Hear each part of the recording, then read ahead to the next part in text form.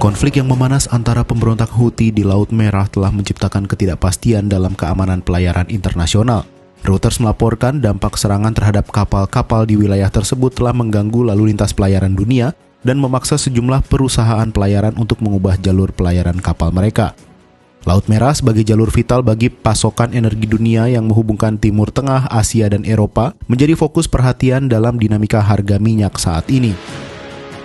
Laut Merah merupakan urat nadi perekonomian dunia yang penting dan kemungkinan akan menjadi lebih besar lagi dalam beberapa dekade mendatang.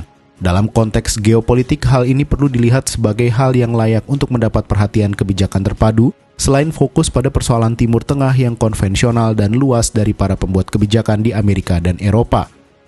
Bagaimana Laut Merah memegang peran vital di skala global? Data menunjukkan bahwa lebih dari 10% perdagangan global melewati Laut Merah setiap tahunnya, melintasi 2 dari 10 jalur perairan paling strategis di dunia, yaitu Bab al-Mandab di pintu masuk selatan laut dan terusan Suez Mesir di utara. Selat Bab al-Mandab merupakan penghubung strategis yang penting dalam jalur perdagangan maritim antara Laut Mediterania dan Samudra Hindia melalui Laut Merah dan terusan Suez. Wilayah yang terdiri dari negara-negara pesisir Laut Merah di sepanjang pantai timur Laut Afrika dan Semenanjung Arab siap mengalami pertumbuhan luar biasa. Jumlah penduduknya pun diperkirakan meningkat dari sekitar 620 juta menjadi hampir 1,3 miliar pada awal 2050-an. Seiring dengan semakin nyatanya potensi kawasan, kepentingan politik, ekonomi, dan militer di kawasan Laut Merah pun meningkat. Begitu juga dengan konflik bersenjata dan ketidakstabilan politik.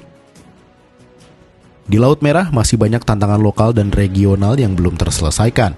Sementara itu, tanduk Afrika dengan cepat menjadi arena di mana negara-negara Timur Tengah bersaing satu sama lain untuk memajukan kepentingan komersial dan geopolitik mereka dalam konteks yang lebih luas, yaitu meningkatnya persaingan strategis AS-China.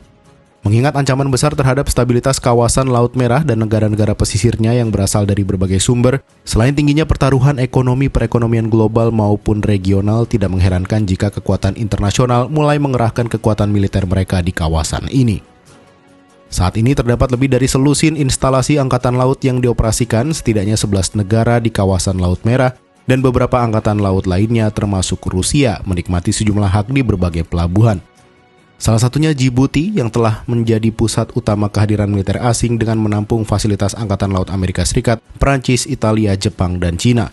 Sementara Amerika Serikat mempertahankan Camp Lemonnier di Djibouti sebagai penghubung penting bagi kehadiran angkatan laut dan udaranya. Camp tersebut juga berfungsi sebagai pangkalan utama operasi komando Afrika AS di Afrika. Adapun Cina terus mempertahankan kehadiran angkatan lautnya di wilayah tersebut sejak bergabung dalam operasi anti pembajakan pada 2008. Kehadiran Cina di Djibouti juga dimaksudkan untuk mendukung potensi operasi kontraterorisme serta pengumpulan intelijen. Kekuatan strategis lainnya, Rusia juga ikut ambil bagian dalam permainan politik militer di Laut Merah. Moskow telah menandatangani perjanjian kerjasama militer dengan sekitar 20 negara Afrika, dan meskipun upayanya untuk menegosiasikan pendirian pangkalannya sendiri di Djibouti gagal, Moskow berhasil mencapai kesepakatan dengan Sudan untuk menampung kapal-kapal perang Rusia.